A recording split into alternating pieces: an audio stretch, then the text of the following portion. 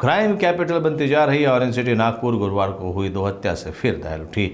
सक्काधारा के बाद पूर्व नागपुर के वाठोड़ा इलाके में हत्या का मामला सामने आने से पुलिस प्रशासन सख्ती में है।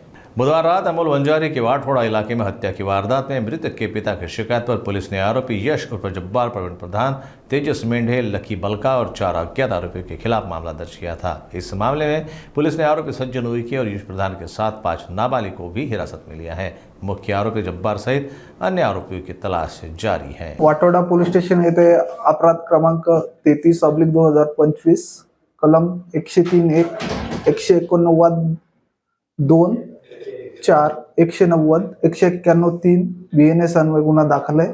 यामधील मृतक अमोल वंजारी हा दिनांक 21/1/2025 रोजी माननीय न्यायालयातून जामीन मिळवून घरी आला होता।